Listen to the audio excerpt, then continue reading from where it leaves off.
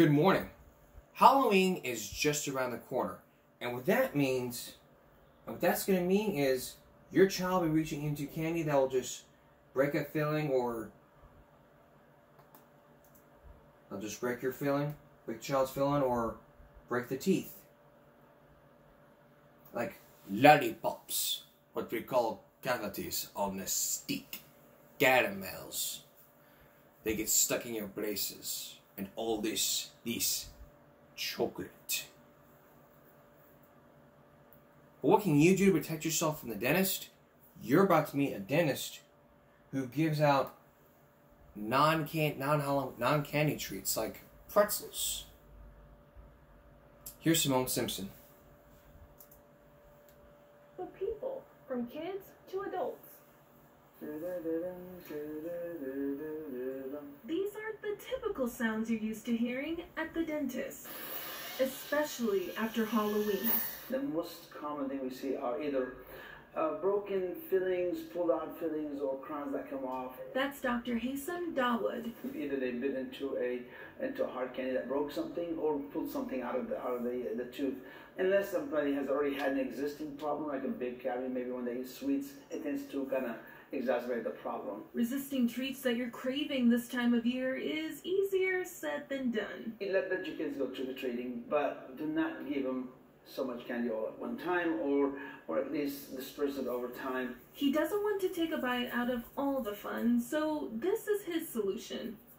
And this is what we like to give our patients. Instead of candy, give them some little Halloween treats, just pretzels. He says you can enjoy the holiday, but maybe don't overindulge in that sweet tooth. And like anything else, really, as long as you do it within reason, in moderation, everything is cool. Dr. Dawood wanted me to stress, please brush your teeth after enjoying a night of treats. If you have any questions about your teeth, be sure to reach out to your dentist. John Thomas? Thank you so very much, Simone. With Halloween just 1 week. So what you guys are saying is, hey, do I have to throw away my candy and just give them vegetables and all? No, just basically find a Halloween snack that doesn't ruin their teeth. Let's give you some pointers. Let's give you a few tips. I mean, if your child has like a lot of candy, don't be giving them out like a lot of candy. Don't be having them like eat candy and all. Because the more your child eats the candy, the more your child's going to have like broken fillings and all, and a lot of trips to the dentist, and your dentist bill is going to rack up.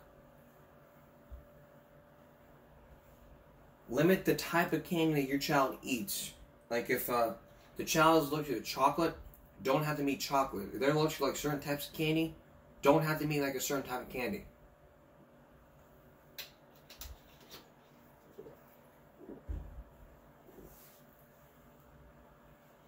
And that way becomes a problem, just always talk to your dentist. That way you can know. That way they'll tell you.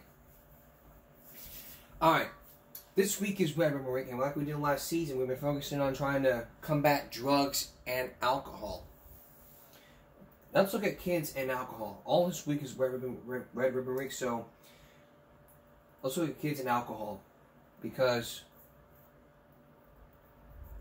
there are kids out there that are drinking under the age of 21.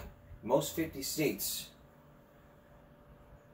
If your child drinks alcohol, then alcohol can affect your child's brain, which continues to develop until their early 20s. 25. The brain stops growing at 25. Alcohol can negatively impact your child's problem-solving skills and performance at school, as well as potentially affecting their body, mood, and mental health.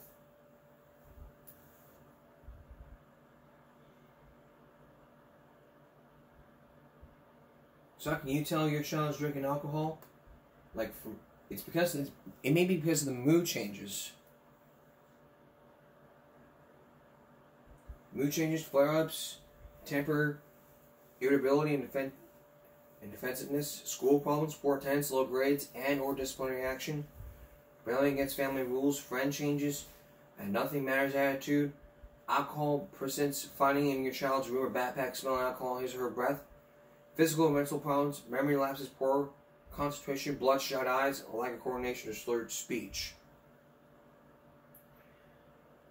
For providing help, don't play the blame game, talk to people you know, contact a professional, find a local resource. all this was updated last year.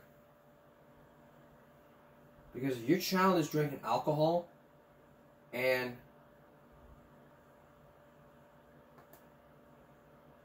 on a PDF document, it's a 2-page thing. It's like, I mean, this is what they're telling us. Don't play the blame game. So if your child's drinking alcohol, don't play the blame game and say, hey, your child's doing, you got in my liquor cabinet. Blame it on, you should be blamed. The parents, you ought to be blamed. It's exactly what common sense would say.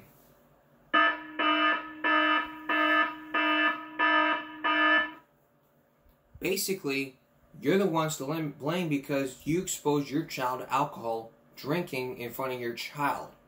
That's setting a bad example out there for your child. You drink in front of your child's going to think it's okay to start drinking. My advice, don't drink in front of your child. Don't smoke in front of your child. Those are one of the 3 bad habits: drinking, smoking, and using foul language.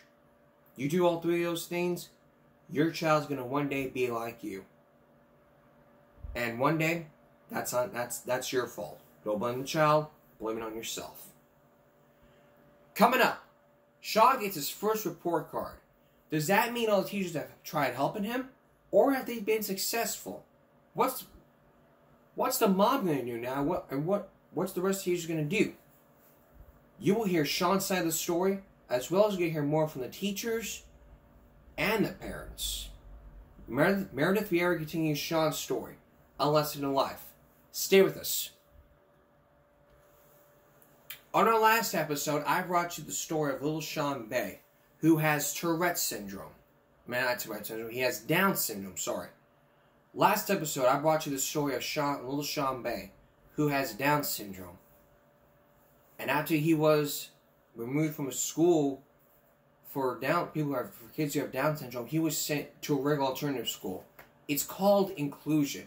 It was to where it's a last resort to all people who are special needs to be sent to a regular classroom with all the regular kids. Many people say it violates everyone's rights, but Sean Bay could not even cope to do it because of all the challenges he would face. You've heard from teachers and from parents. You even heard from the superintendent. But now we're going to hear more from the teachers and know what his parents have to say. Once again, here's Meredith Vieira.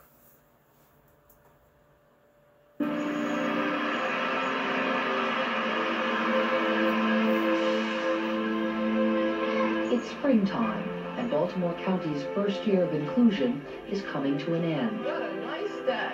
Sean Begg is beginning to emerge from the storm he unknowingly entered last fall. How well he weathered it will determine if he stays in regular school next year or is sent back to a special ed setting. Tell me what this says again. Real clear. I think his strides recently have been greater than in the beginning of the year. He's actually writing on his own and putting marks on paper, and he feels like he's writing a story or writing thoughts. A beautiful butterfly. Beautiful butterfly. Oh, good ending. But in the lunchroom, Sean has stopped sitting with the other kids. Does that mean that in some way he's not ready for this? Or do you think he just needs breaks? I think he needs breaks. The lunchroom was just too much stimulation. It's very loud. And he'd rather just go and sit at the desk and look out the window. You're in teams now. Chris Raymer, Sean's gym teacher, still spends most of his time on one little boy. I have to stay with him all the time. I have to stay focused on him on most of the activities that I teach. And then I let the other children go by. But if I let him go, then he won't try. He won't do them because he's not sure what to do. But Raymer no longer considers Sean a discipline problem. Sean stays in line. He stays in a group. You know, socialization, he's there. He's not running off into the corners like he was in September and October. Sean, don't forget Friday night baseball. Swing, buddy. Sean's love of baseball hasn't changed. He's just discovered more kids who share it. And although he has trouble reading, he's memorized all the words to a book called Baseball Mouse. Baseball Mouse. It's about a mouse who dreams of being part of a real team and finally gets a chance. I wonder if he pitched step one and bad. Step two is almost. He pitcher. I think that he's made progress, and I certainly did have my doubts in the beginning of the year, but not anymore. Sean Day. Janet Bell, the special ed teacher at Sparks, who once felt that Sean was being pushed too fast, is now convinced that everybody needed a shove. Touch 5 points for one of your number 5. I don't think that the faculty or myself would have ever felt ready. I mean, it's like uncharted territory, and we just needed to get in there and do it. February begins with what letter? But Erin Kilcullen, Bobby's teacher at Ridge School, thinks the gamble is too great when it comes to her special ed students. Does any part of you think, Chief, I just push these kids out? But do I want to risk their self-esteem? Do I want to risk the goals that they have accomplished, the skills that they have, for a cause or for a philosophy or something? You know, Is that all this is, you think? I'm not sure. I'm not sure. But you never know unless you take a risk, right? Well, to tell that to a parent, they'll say you are chancing my child's life and education, and that may be difficult for them. And I do deep down feel that Bobby's and the other children in my class, the most appropriate placement is this setting. Thank you. On a warm June afternoon, there is no shortage of dreams in this classroom, no sense of any labels or limits. Todd, what do you want to be when you grow up, honey? Do you know? I want to be a plumber. You want to be a plumber? Just like my dad. Is your dad a plumber? Good for you. Good for you is right. I bet he'd love that. And Bobby, how about you? What do you want to be? I'm glad. I'm a doctor. A doctor? Yes. You do? Terrific. I'm an eye doctor.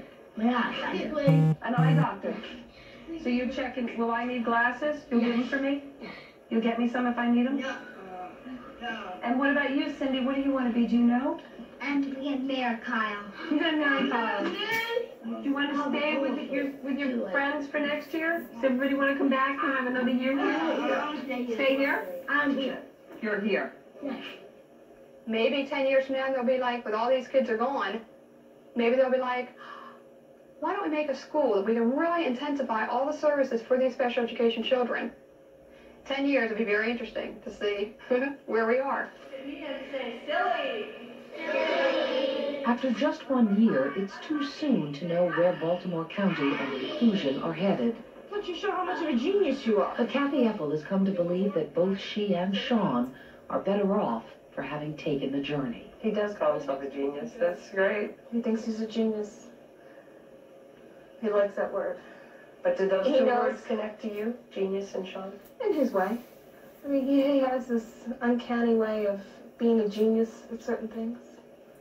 Making you smile. I mean, he's probably made me smile more than some of the other kids in my class. He's made me frown more than some, but he's made me smile more than some. I know, Sean, that your mom was hoping that by the time the year was up, that you could cut with scissors. Can you do that? Oh, yeah. Let's do it. Let's do it. There you go. Back. All right, look at. Ta-da! Good for you. Are you proud of yourself? Was it hard? And he's proud of all those happy face stickers he gets these days for being a good boy. Do you get more happy faces at school these days or sad faces? Happy face. And why do you get a sad face? Nah, I'm being bad. Yeah? Have you had some trouble sometimes at school with hitting? Yeah, hitting. Touching. Did you say I'm sorry? Yeah. I'm sorry. Do you want to come back to this school next year? Yeah. You do? I'll come back. But I'm in street school for my friends. I miss the Sabbath room. Now that you're graduating first The grade. end of the school year is a time for these children to look back and see how far they've come. Was it hard, do you think, for Sean in the beginning? Yeah, it was hard. It was hard. Let me hear from both sides. Why do you say it was hard? I thought he couldn't do anything right, but now I was wrong, so now he's doing some things right. Well, tell me about that, Lindsay. Because he hits some persons, and they say no, and he's not gonna stop it, so he has to tell the teacher. But now, when he hits somebody, we say no, and he stops it. And so he's learned. Sean has learned. He's learned from all of us because he's like seen all of us do good things. Do you think that this is the right place for Sean to be? Yes. What's the most important thing you learned this year? That Sean's not just like someone to laugh at. What is Sean? Just a regular boy. Inclusion seems to have worked for Sean this year, but this is first grade. What about the time when Sean's intellectual abilities and that of the rest of his classmates, that gap begins to grow, and it's clearer and clearer that Sean is off to the side? There's that worry. I think that that's something that Mom will have to really be, and any teacher that he has will have to really be aware of, to make sure that they can work on those things, but that's certainly a worry. Well, that gap will widen, but it doesn't have to necessarily be detrimental for Sean. As long as he's doing his best, that's all we can ask for. I mean, how can you sit there and fault a person for doing their best? Oh, I don't think you can intellectually, but you and I have both been through school, and kids can be pretty mean, and as they start to... I don't think they're going to be mean. That's what I'm saying. Getting in when he's this young, and they're there, and they're used to him, and they know that he learns different than they do, and that he may not learn as much as or as fast as they do. I mean, you're talking about teaching acceptance, and that's what you're doing when you do that. Although Sean seems to have been successful this year, a government study shows that special needs kids don't do as well once they reach secondary school.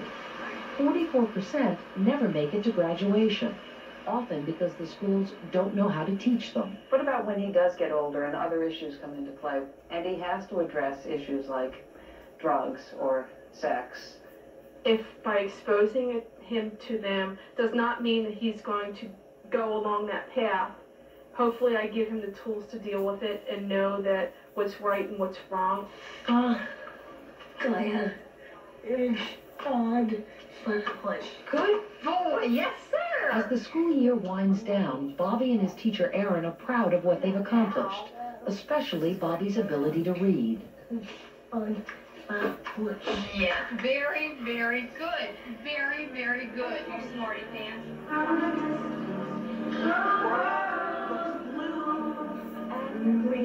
For the last day of school, Bobby's class is putting on a farewell show for the other students. Good going. But his parents have no intention of saying goodbye. They've decided to keep him right where he is.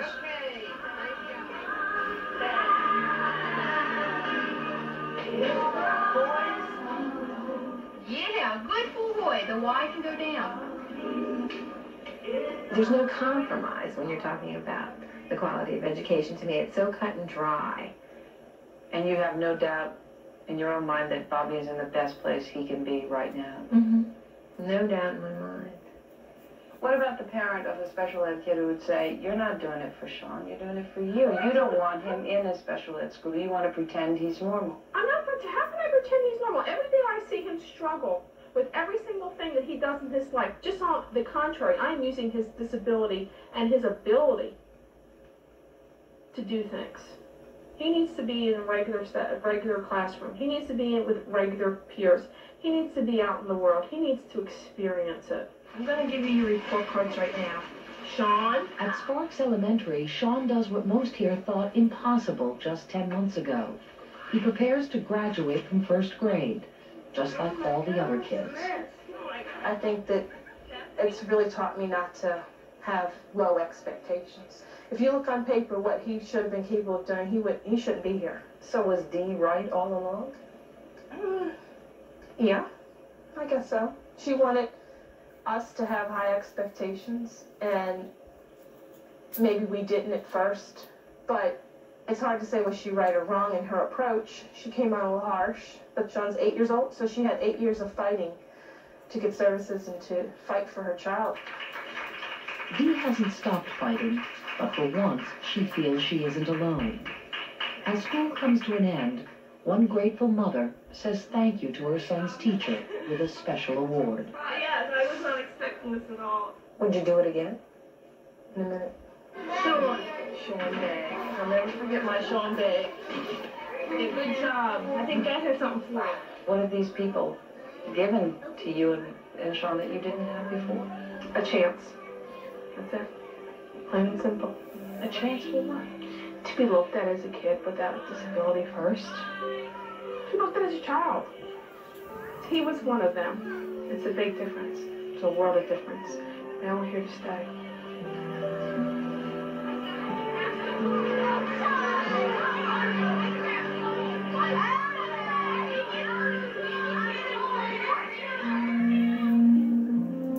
What a great story. When we come back, we'll talk about more inclusion, including from years ago when one person wrote a letter to the president saying that he wants to be in a class just like her sister. Stay with us. Return our look at inclusion in classes. If you're disabled, there's no place for your child to be in a regular classroom because of his disability. But can you just imagine, like, if schools take away special ed programs? If that were to happen, what would be the last resort for your child? Inclusion? Even if you were disabled, you'd even catch the attention of the President of the United States. You're about to meet one little girl who years ago pleaded to the President to have her sister enrolled in a regular classroom. Once again, here's Meredith Vieira. In February of 1993, the issue of inclusion made national news when 9-year-old Anastasia Somoza spoke to President Bill Clinton. I have a twin sister, but she can't speak. So because she can't speak, they put her in a special class. I would like her to be in a regular class, just like me. And you think your sister could do just as well as you in a regular class? Yes. Anastasia and her sister Alba have cerebral palsy, but because Alba's physical limitations are more severe, the New York City School District wanted to keep her in a special ed classroom, separated from her sister. I would have gone all the way to the Supreme Court. I was that determined to get her into a regular grade. The Somozas thought they'd won their battle when Alba was included in a regular 4th grade class. While my child was in a regular grade, she was basically dumped there. Those supports should have been in place, but I had to go to a hearing. At the conclusion of the school board hearings, the Somozas were promised most of what they wanted for their daughter. Next Monday, both Alba and Anastasia will return to PS 234. Their parents hope that the battle to belong is finally over. Now what about Sean Bay? Years ago, he was back in the 2nd grade. And a great new year, and a great year for him. What's happening now with Sean Bay, we don't know, but if his parents are willing to come on and tell their story of how he's been doing, the offer still stands, the offer standing, and it still stands. We're waiting to hear from the parents and Sean Bay and the rest of the students, including Bobby. What about Bobby? We don't know, but if Bobby's parents want to come on and tell the story, the offer's on the table, and we're waiting to hear from y'all. When we return, there's now new evidence in the JonBenét Ramsey case. Could there be a killer? Could there be a new killer? Was there an arrest made? Will the chapter ever end on JonBenét Ramsey? Stay with us. 2 years ago, during our outdoor show outside the Hornet Stadium, we told you about little JonBenét Ramsey, how there could be new killers involved. We told you about the new suspects. Remember, the parents were ruled out as suspects, but they weren't suspects. Remember, the handwriting did not match what the killer said. There were lots of new suspects. There were suspects down every suspect, like Santa Claus. But there could be more suspects ahead. Will we ever know the suspects, or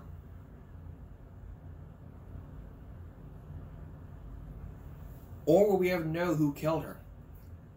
Let's look at some persons of interest that are in the case on the police radar. After we look at some uncovered DNA. Take a look.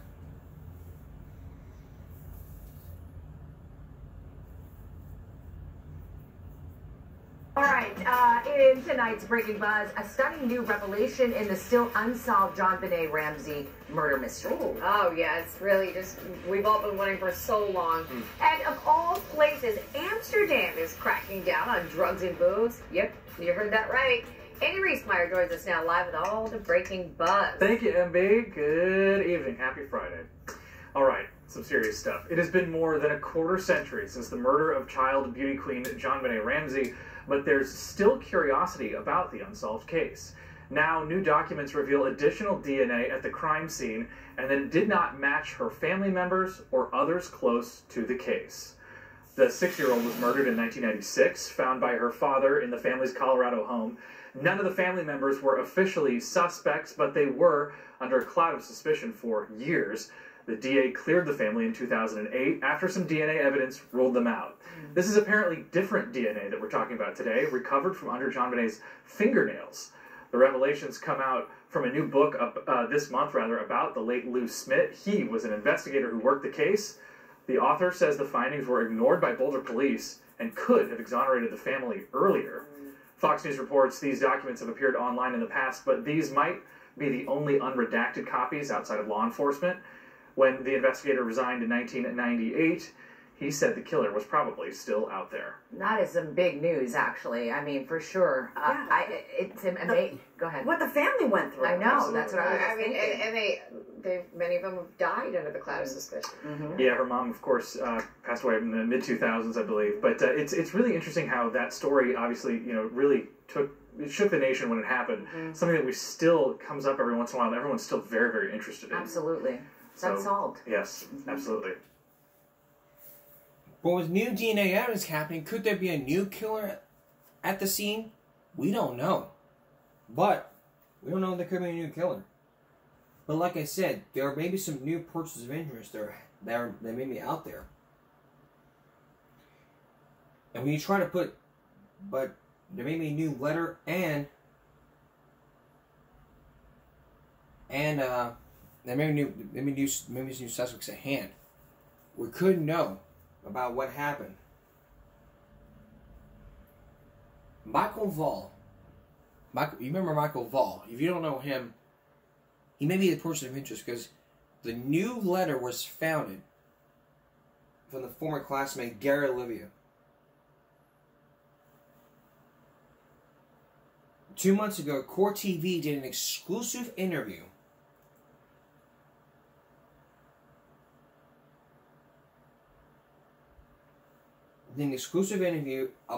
about him.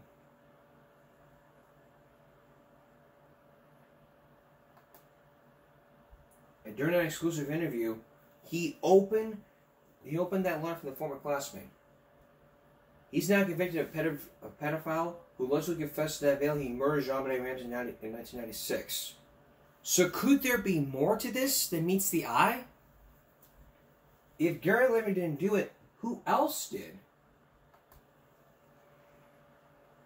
We'll play you that clip in a future Give Me a Break, what we call Give Me a Break Unsolved. We'll look at some murders. But here's what News Nation has said. With some clues. Jason Jensen, private investigator. Jason, thank you so much for your time. After so much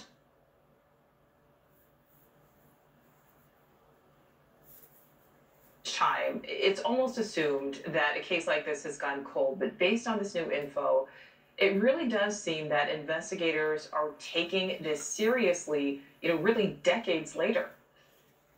Thanks, Nicole, for having me on. Yes, you're right. It sounds like recent news developments reveal that 5 pieces of evidence had never been previously tested or being looked at now. So it's not surprising that new DNA technology has advanced the process. We've known for a couple years now that, in light of the Golden State Killer, that doing SFIG, which is a forensic investigative genetic genealogy, has been causing some cold cases to be solved. So we're hoping they're going down that pathway.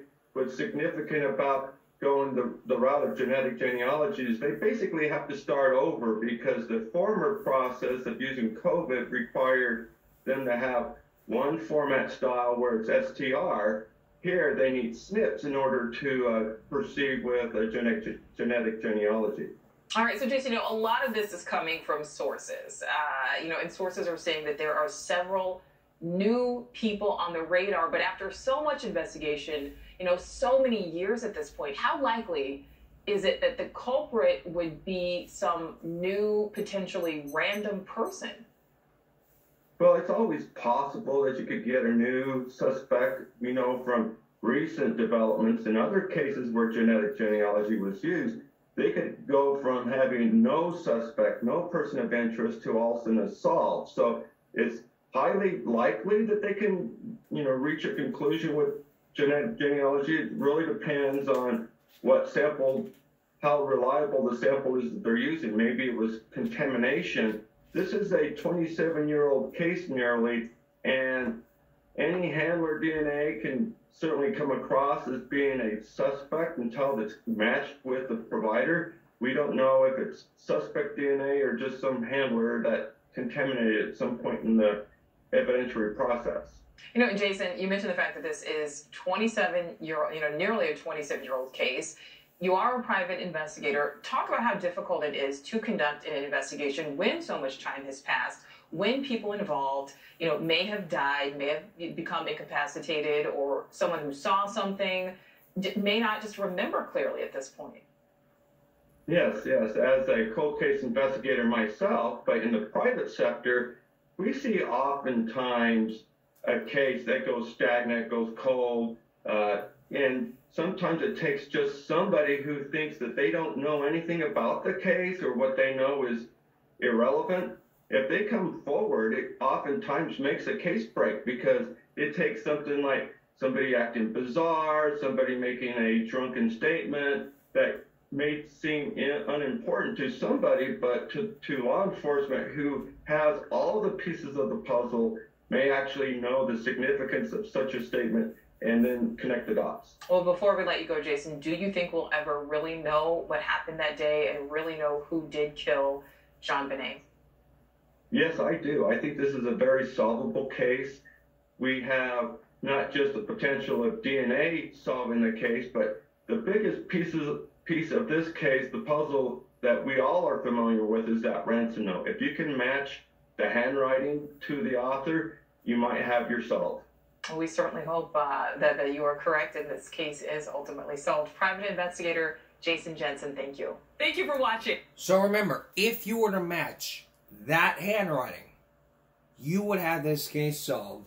And in that time, we will know who killed JonBenét Ramsey.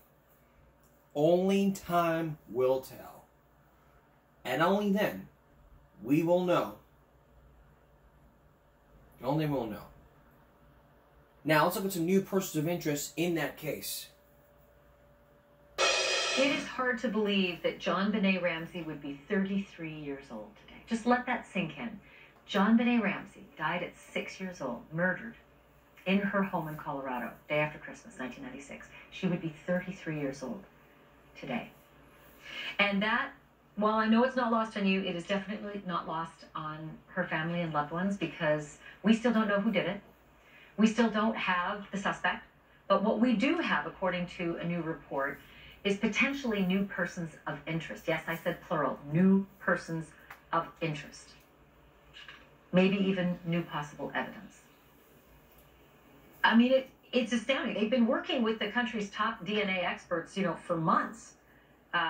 Trace DNA, very small amount, was found on JonBenét's clothing, the murder scene.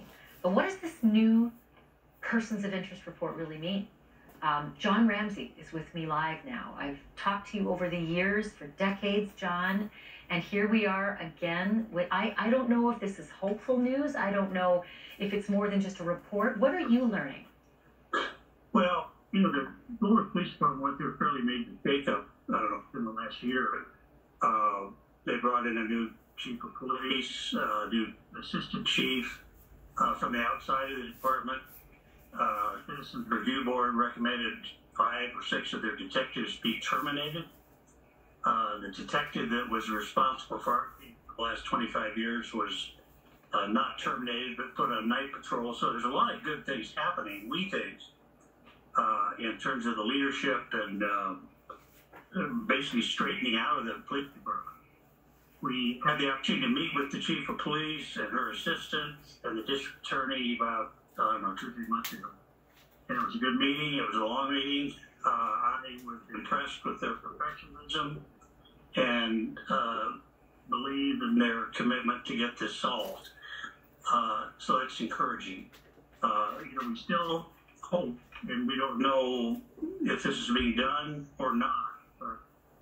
We know there's evidence that was taken from the crime scene. It was never tested. Was sent off for testing, but was never tested for DNA. And that should be done. We've asked that to be done, and be done in the cutting-edge labs. We were told that the government doesn't have the latest technology, unfortunately. But there are cutting-edge labs that have the latest technology. That's where this testing ought to be done. I don't know where it's being done. And then use the public genealogy database with whatever information we get to research and basically do a backward family tree, which has been wildly successful in solving some very old cold cases. Yes, it really has. I mean, it seems to be par for the course now for all investigations to use genealogy. I'm curious about this report. I mean, I have to be clear that the report came out in a publication called The Messenger, and The Messenger reported that suspects and witnesses can come from a variety of places. This is what the police source told them. It's not just the DNA. It's what happens when you investigate a very difficult case. There are new people to look at, so hopefully figure out who killed JonBenét. I'm wondering if, I get it if they don't share a lot. They can't screw up an investigation after this long. But do you read anything into that report that they may be further ahead than we have thought? Well, we're hopeful that's the case, yeah. I mean, it's encouraging information if it's accurate and correct. Very encouraging. And, yeah, so we're very hopeful. I mean, all these changes that were taking place within the police department were positive. And this may be a result of those changes. So, let's hope. Yeah, I'm encouraged. John, I hope you and I are going to meet about the arrest. That's when I hope our next interview is going to be. And then I hope we talk again at the conviction and all points in between. Thank you, as always, for being a guest on the program. And I consider you a friend after all these years. Well, thank you, Ashley. I really appreciate your continued interest in this. It helps. All right. Well, we'll talk soon, my friend. Be well. Thank you. Thank you for watching. Go to newsnationnow.com. Wow. It's like we said, nobody knows who killed her, but there may be new persons of interest. And Court, like I said, 2 months ago, Court TV did an exclusive interview with that former classmate. And 7 years ago, Brooke Ramsey appeared on Dr. Phil for an exclusive interview to tell his side of the story about the murder. The brother never spoke out to police, never told anything until he told Dr. Phil.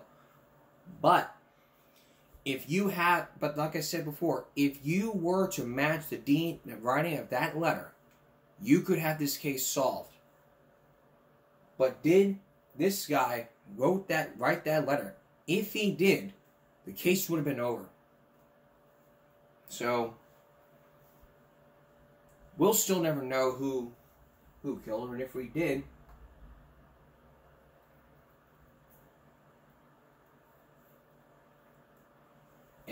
we'd let you know.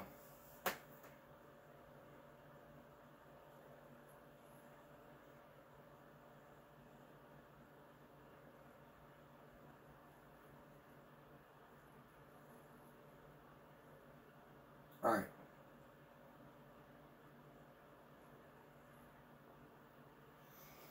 We'll have more of our show when we come back. Stay with us.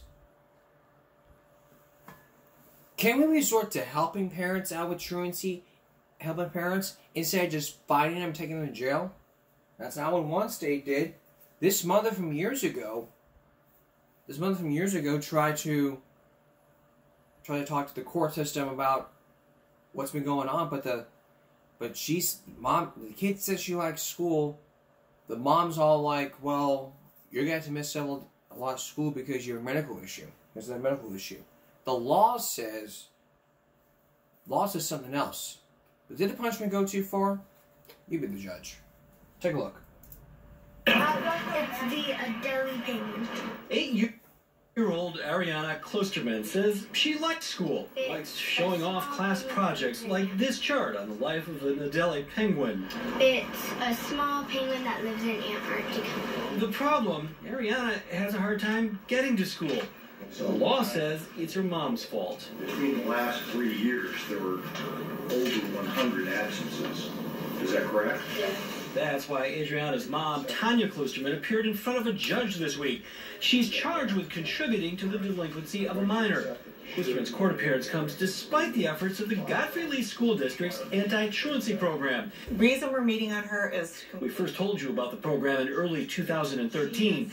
Instead of going after the older kids, middle school, junior, and senior high students who should be able to get themselves to school on time, it targets the problem at a much earlier age. We found that in most cases that where we started to see significant absences or tardiness, it was at the 2nd, 3rd, and 4th grade level. Miss 5 days and the parents get a call. Psychologists, social workers, teachers, and others in the community work with the child's family to get them back in school. It could be something as simple as providing a ride or daycare. We've been able to reach out to the community and get some resources, much needed resources, to help these families that are in need. But if the initial sessions don't work, police get involved. But that's one way to measure the success of the program. Out of dozens of parents who have been through it, Klosterman is the first parent to face a judge. And while her mom says Ariana's back on track when it comes to attendance lately, she says there's good reason her daughter missed over 100 days of school in a 3-year period. Klosterman says Ariana has a host of medical problems. Getting her to the doctor is a big challenge. Then I have no choice. Just like she, for her medication reviews, I have to pull her out when they have them scheduled because I cannot change that appointment. But the success of the Godfrey Lee program has been the ability to help people in extreme situations, like Ariana's. The family was making some efforts. A lot of advice was given. Some of it was followed, some of it wasn't. And then ultimately at some point, that cooperation dropped off. Tanya Klosterman was given probation and court costs. If she sticks with the school's plan and keeps Ariana in school, the case will be dismissed. But there's medical issues you have to look at. I mean, if she told the judge, hey, my child has a host of medical conditions, so she has to be pulled out. And if she ended up presenting those to the judge would have said, well, we've made a mistake here. Meaning that she told the school and she told the judge this, they would have said it would have said 2 ways. First thing it would have said is, oh, we didn't know about this, so we're sorry. We're sorry about that. That's one way. Second way would be like, well, we don't care. We don't care your child's medical issues. She needs to go to school, otherwise you're going to jail. That's how it is. It never ends with society, like we talked about. We've talked about truancy for 7 years of this broadcast. We talked about truancy. The cause of truancy. Let's review those causes again. The main cause of truancy is always bullying, peer pressure, drugs, alcohol, the parents. The parents number 5, and the 6th one is kids working to help their parents out with the bills. I put the new one as parents because clearly, like from this video, the parents are to blame for not sending their child to school. So, people are like, well, instead of targeting the older kids, we're going to target the parents. And that's how it all unfolded. So, when you have parents who don't tell their kids, hey, you go to school, then they get in trouble, and worst case scenario, jail time or fines. A lot of states have strict, like I said, Texas is the only one that decriminalizes truancy. All the other states have stricter truancy laws, like Iowa. The state of Iowa says that if the child is going to school, mom or dad can go to jail. And the child will end up in foster care. And in her case, this one pled guilty as you contributing to the delinquency of a minor. At those times, if you were to look at this, I mean,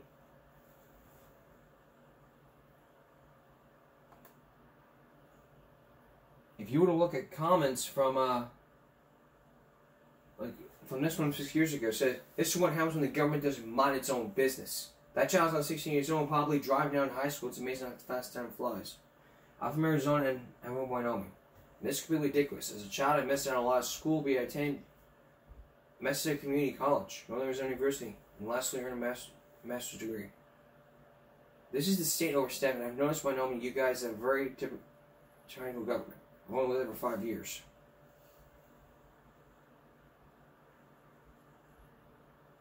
Medical problems, right. It's just an excuse because the mom's too lazy. No, if she does have medical issues, say if the mom says the child's medical issues, then she should have presented doctor's notes. Doctor's notes are provided as an excused absence. The whole reasoning for these excused and unexcused absences is basically because of this. To teach your child that when you're going into work and you're providing reasons, you have to provide notes. So when you're at work and you had a doctor's appointment, you have to provide your supervisor a doctor's note. Same thing with school. You have to provide them with a doctor's note. You're on a field trip, then this happens, that happens. So just want to touch base with you on the causes of truancy. We'll be right back. We've all seen kids committing all kinds of vandalism. I want to show you a couple clips. One from 10 years ago and another one from 11 years ago. I'll show you 3 clips. The first one that had over almost 1 million views from Snickopedia Net. Tonight's viral break. These students are committing vandalisms in front of their teachers. Especially as a little last resort. Watch. Here, stop.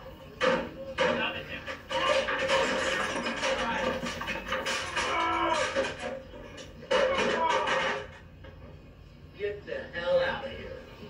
Get the hell out of here. Get the hell out of here. Get the fuck out of here.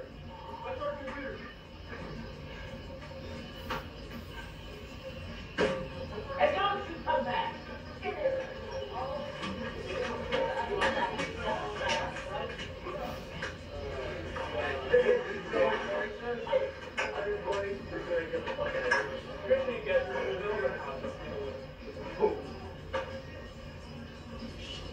Walk out of the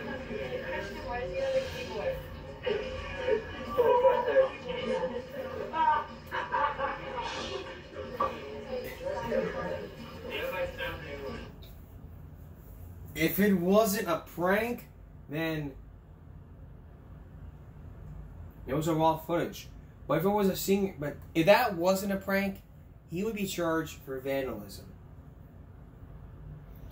So I'm glad that one was a prank. That's my watch. Here's the second one. A student gets frustrated, and so what does he do? He breaks the teacher's computer in class. Watch.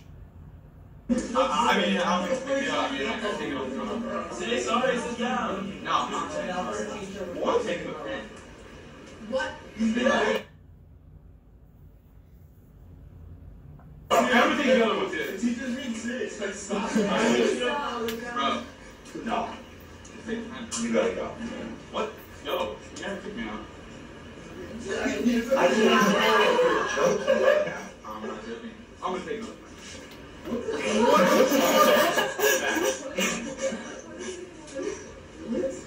dude. You must be joking. I will take something else and I'll write a referral for stealing. Seriously. Oh, you want to write a referral? Yeah. Write a referral for that.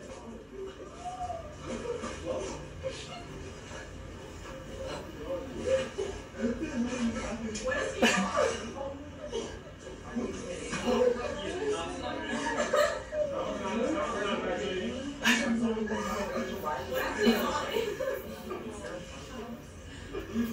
What the hell is this? Wow. You could just apologize. You wouldn't even apologize, but you just freaking smashed a freaking computer. A freaking computer. How about this one? The views expressed in this film do not necessarily represent those of Mr. or this school. In fact, here at this school, there's nothing that we value more than the bond between a teacher and a student. How those conjugations coming, Matt? But this one didn't take the cake. Those 170 views were 16 years ago.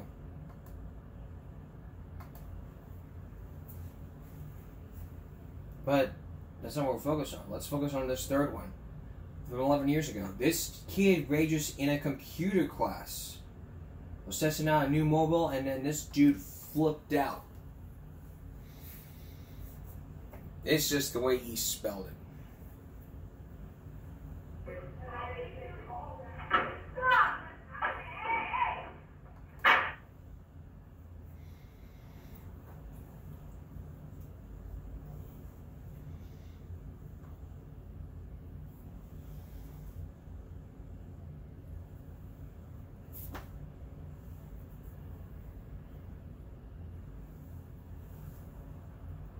Alright, here we go.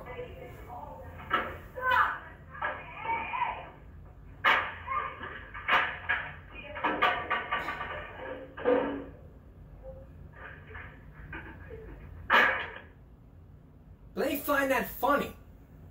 It wasn't a joke. This wasn't a joke. If it was a joke, we wouldn't even be talking about this. If it was a joke, we wouldn't be talking about this. But if it was a prank, they wouldn't be talking about it. I mean, all these senior pranks they do get caught on video.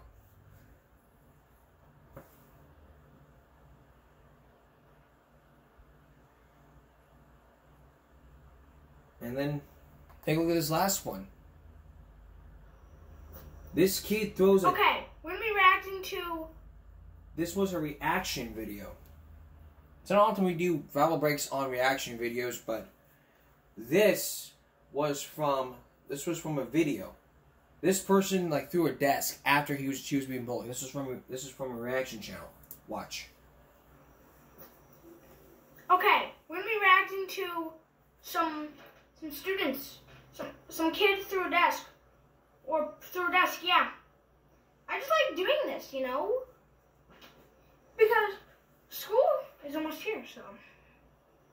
Maybe this will happen to you. You don't know. But this video does have a lot of swearing in it. Oh my gosh, it has a lot of swearing in it. Oh my god. I don't care. Hey. What is going on?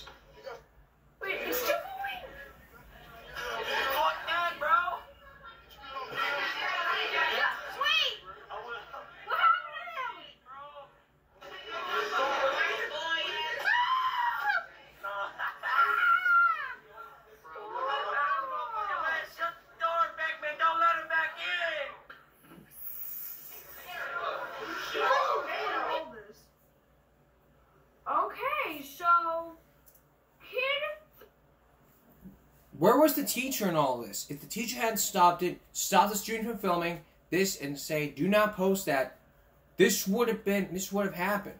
But no, like I said, everybody gets out their phones and films it because they don't want to get involved and break up the fights. It's like, nope. I mean, guess what they do? They get out their phones and they start filming it, and then they start posting on social media for everyone to see. That's what these kids are doing. They're like filming and saying, I'm going to be famous for this and this and this and this and this and this and that. I don't care if you're going to be famous. You don't film a fight. A good bystander would get in there and break up the fight and say, hey, leave him alone, go sit down. And say, hey, that's enough. If this hadn't been said, this would have been out, this would have been handled. And say, hey, turn off the camera right now.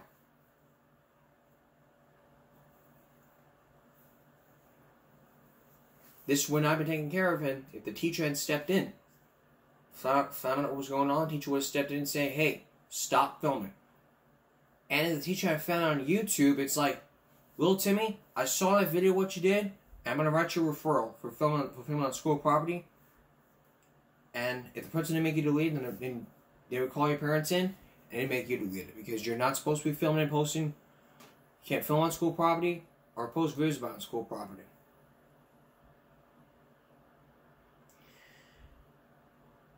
Another thing, you don't call your parents if you get upset. Let me tell you this. I've had a friend who would threaten to call his grandmother or her aunt to come pick him up because he didn't get what he wanted. Common sense needs to tell you this.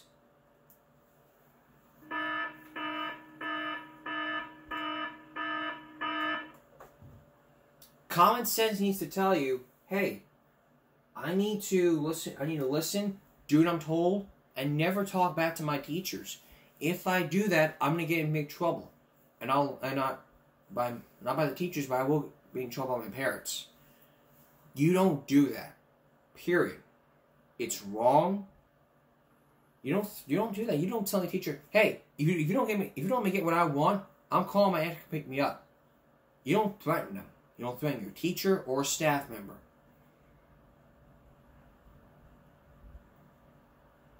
I do what I'm told every day. Every day. That's how we go in life. That's part of growing up, is doing what you're told. Part of growing up is doing what you're told and doing what you don't want to do. It's a lifelong lesson that we all learn. A lifelong lesson. That's giving me a break for this Tuesday. We'll see if we can break Wednesday. For all of us here at YouTube. Good night, everyone.